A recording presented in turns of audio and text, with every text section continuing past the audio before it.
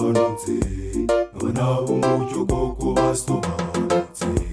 Igihe kirageze bavandimwe kugira ngo tube dusobanutse, ibyo dukora n'ibyo tuvuga koko bibe bifite icyerekezo gisobanutse. Igihe tumaze tujarajara twindagirira mu isi y'imburamumaro, dore Yesu umwami usobanutse arahari, reka tumukorere koko dusobanutse.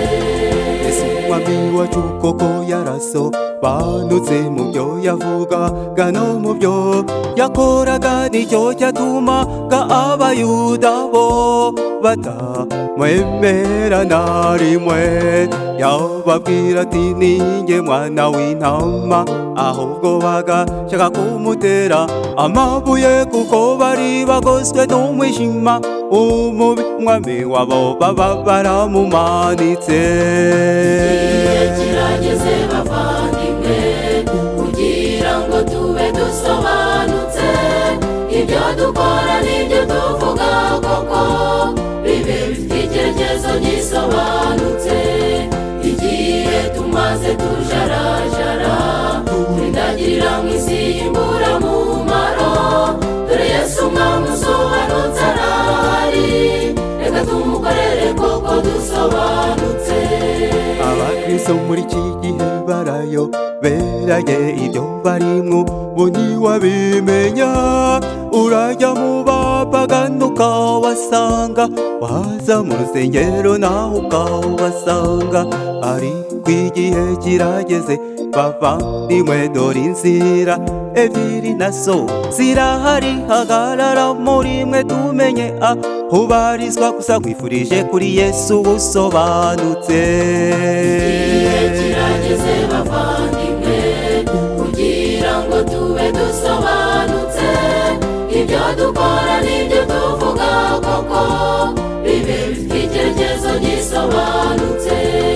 Igihe tumaze tujarajara twindagirira mu isi y'imburamumaro, dore Yesu umwami usobanutse arahari, reka tumukorere koko dusobanutse.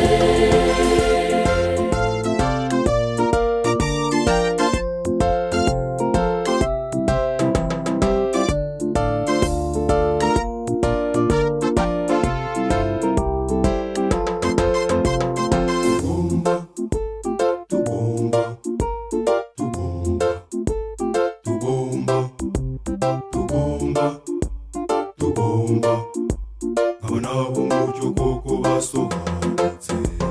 Intumwa koko nazo zari zisobanutse mu byo zavugaga no mu byo zakoraga, zemeye no guhara ubuzima bwazo kubwo gukunda umwami usobanutse.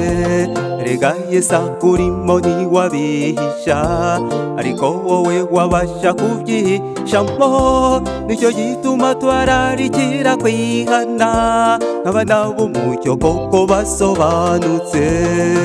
Igihe kirageze bavandimwe kugira ngo tube dusobanutse, ibyo dukora n'ibyo tuvuga koko bibe bifite icyerekezo gisobanutse.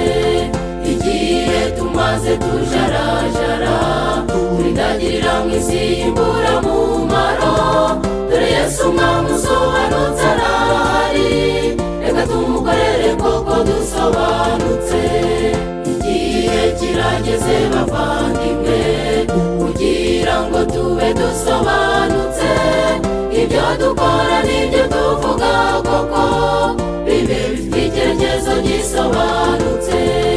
Igihe tumaze tujarajara twindagirira mu isi y'imburamumaro, dore Yesu umwami usobanutse arahari, reka tumukorere koko dusobanutse.